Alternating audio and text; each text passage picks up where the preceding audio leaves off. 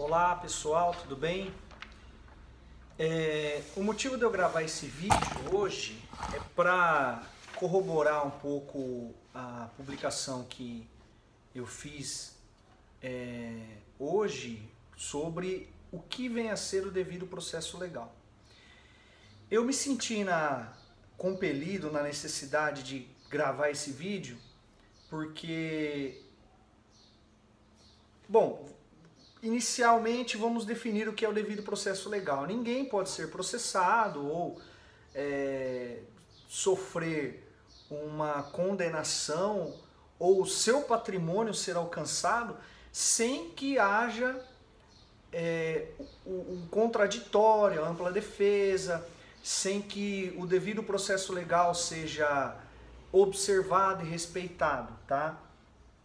E por incrível que pareça, muitas pessoas acham que o devido processo legal, contraditório, ampla defesa, assim, o imaginário popular acredita que isso é aplicável somente no processo penal. Mas no processo civil também há o contraditório, a ampla defesa. E eu gostaria de elucidar alguns pontos aqui, tá? Porque parece absurdo que eu estou falando aqui, muita gente pode falar, nossa, mas o que esse advogado está falando? Ele está falando uma coisa óbvia. Mas por incrível que pareça, o óbvio torna-se absurdo. Porque em pleno século XXI, infelizmente, ainda nós temos alguns casos em que não há o respeito ao contraditório, não há o respeito à ampla defesa, não há o devido processo legal e a pessoa acaba tendo o seu patrimônio invadido, muitas das vezes sem ter sido oportunizado a ela a ampla defesa, o direito dela poder trazer ao processo as suas alegações, a sua versão dos fatos. E eu quero aqui, antes de entrar um pouco no mérito da questão, eu quero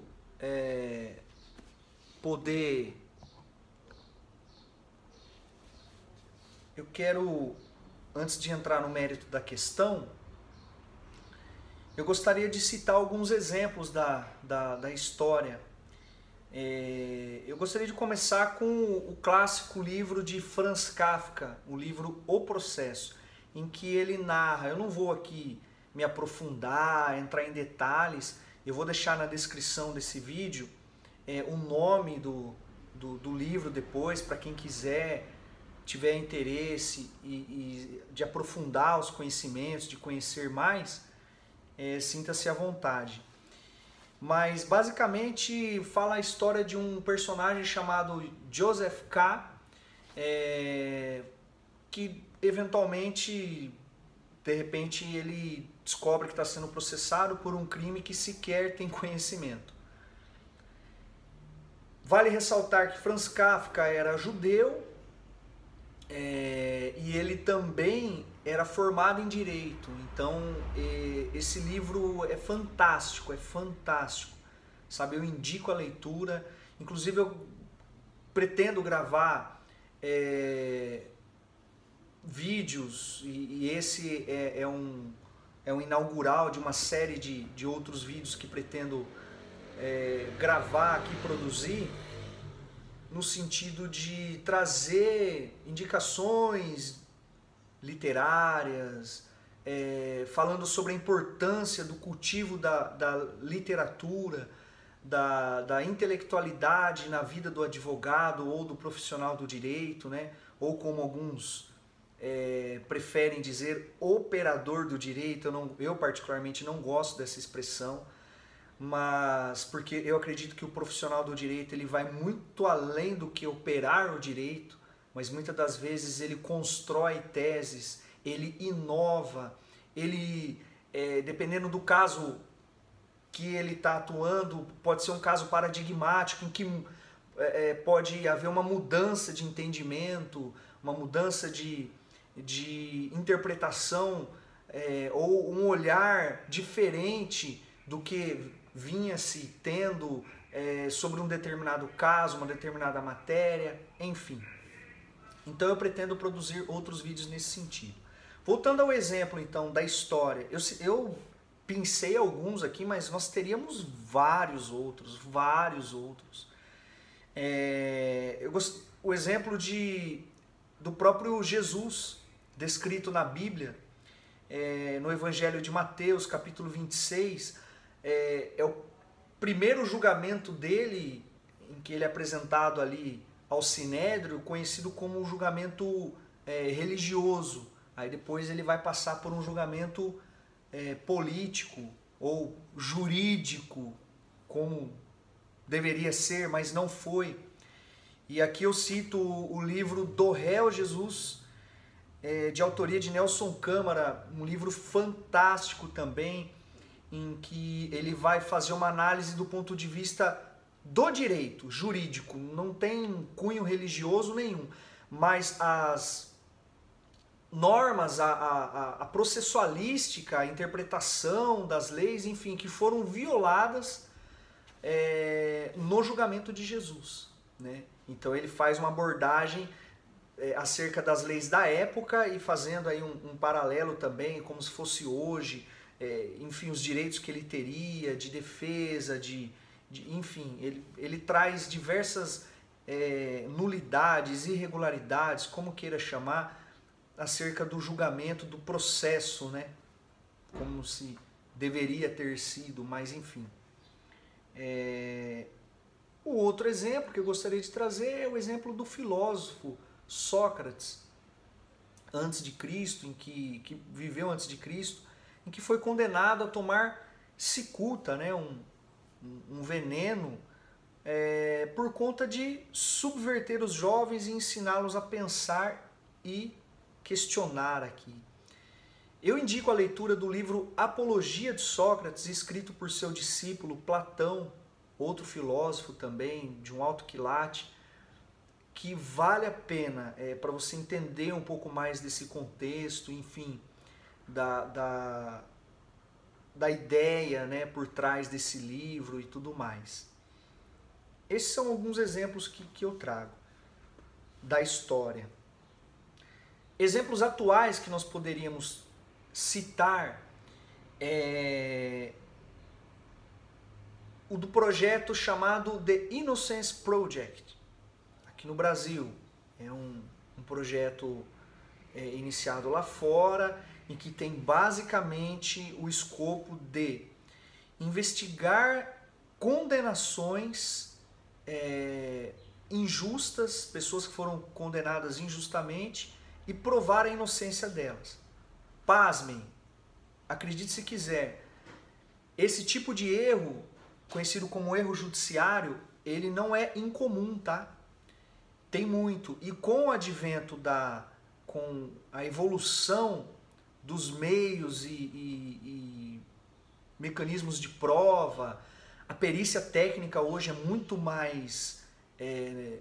não que antigamente não era preparada, mas os recursos mesmo. Antes não tínhamos tanta tecnologia ao dispor, exame de DNA e tudo mais, e hoje, graças a Deus, houve uma evolução nesse sentido, o que acaba por permitir, vamos dizer assim, ou oportunizar que pessoas que foram condenadas injustamente possam ter uma reanálise do seu caso, uma revisão, e possam eventualmente acabar sendo inocentadas ou beneficiadas de alguma forma por conta dessa reanálise, tá? Aqui eu deixo também para o conhecimento, para quem quiser e se interessar, uma série, uma minissérie, você encontra no Netflix, chamada A Justiça em Julgamento. É fantástico, fantástico. Eu não quero dar spoiler aqui, mas assista lá, depois deixa o comentário aqui, e, enfim. Eu estou aqui despejando conteúdos primeiro, para embasar onde eu quero chegar, e também com uma ideia de compartilhar conhecimento, de poder promover aqui um debate de ideias, reflexão, porque como eu disse, nós, quanto profissionais do direito, nós não somos somente operadores, aquele perfil de profissional que maneja só um recurso, uma ação, que propõe, que processa, que defende, não. Nós temos que ter a visão do todo, uma visão holística, global. Essa pelo menos é a forma como eu penso, de que a atuação do advogado, ele, como todos sabem,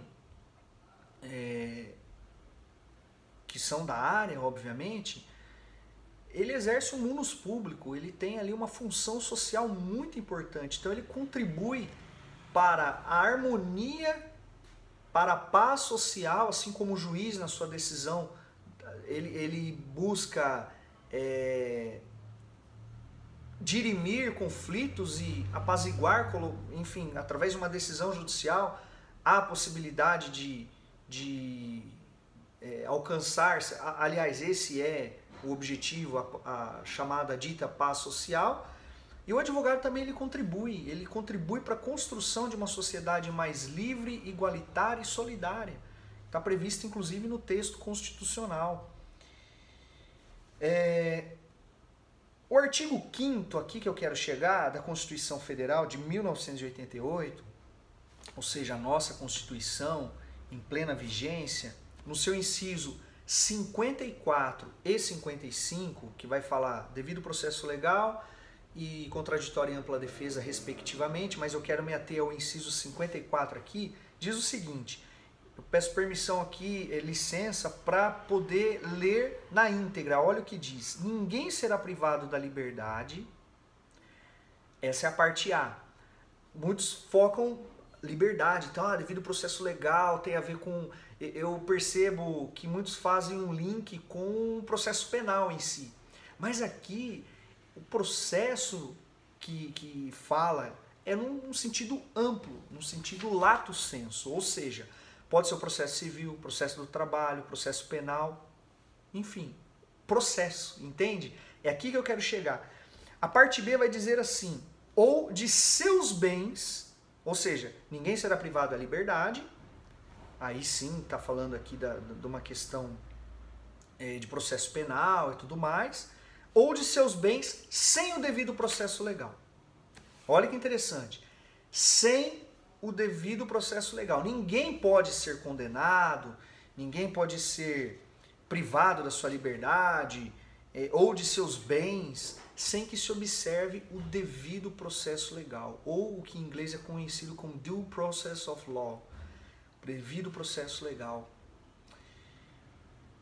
Como eu disse, e aqui eu retomo a minha fala inicial, parece óbvio, mas o que eu estou dizendo aqui, mas não é.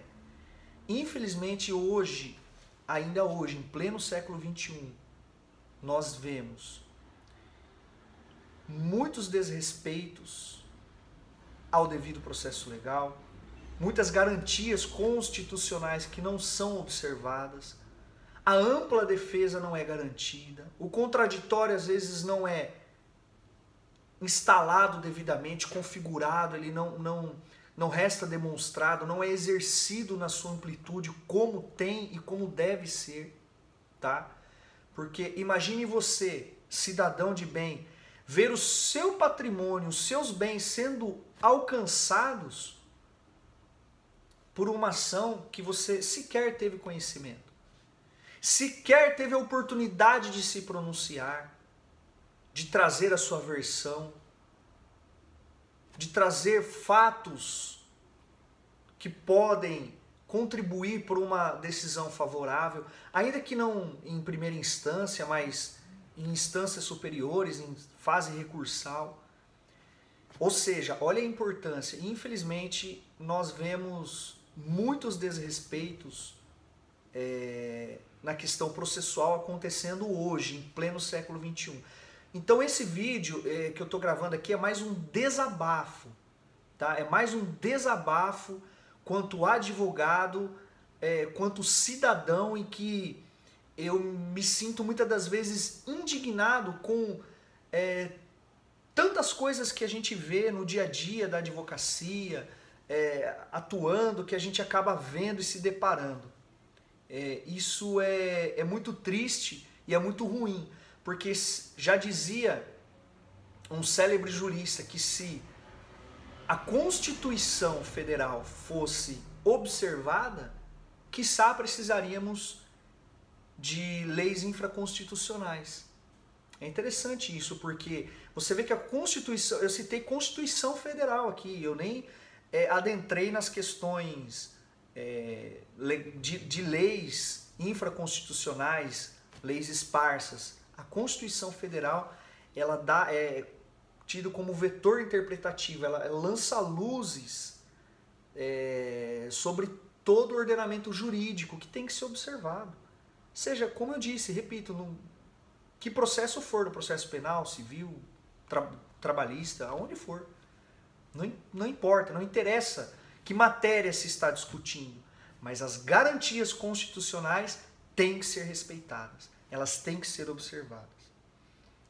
E aqui eu concluo dizendo, sem isso não há justiça. O que há é a chamada lawfare ou legalfare, que é a guerra jurídica, é quando eu utilizo de mecanismos jurídicos, de instrumentos jurídicos ou do processo, como meio para fins outros que não o da busca pela verdade real, que a finalidade maior, a finalidade maior, principal de um processo. Alcançar a verdade ou a busca pela verdade real. Porque o juiz, o magistrado, o julgador, enfim, porque nós podemos estar falando aí em instâncias superiores, em segunda instância e tudo mais, ele é distante, ou aliás, tem que ser distante das partes do caso, mas ele analisa de acordo com aquilo que lhe é apresentado. Ou seja, ele vai buscar analisar de acordo com provas, com argumentos, com teses e tudo mais. Aí vem o trabalho do advogado de demonstrar isso. Ele vai buscar dizer o direito. Dizer, ou seja, me dê os fatos que eu te dou o direito. Ele vai dizer quem tem direito numa determinada demanda. Mas veja a importância do devido processo legal. Então é isso. Eu gostaria de concluir esse vídeo para dizer então que nessa trincheira, né, é que se encontra o advogado. Exatamente nesse cenário em que nós acabamos de conversar aqui é que se encontra o advogado. De mostrar o direito, aí a importância de conhecer tanto do caso quanto das técnicas jurídicas, processuais, para que possa apresentar ou trazer a elucidação os fatos. Obrigado, agradeço. Meu nome é Edilson Leite, eu sou advogado, fundador do Ateliê Jurídico, que leva o meu nome, e atuante na área do direito civil e digital. Um forte abraço a todos, fiquem com Deus.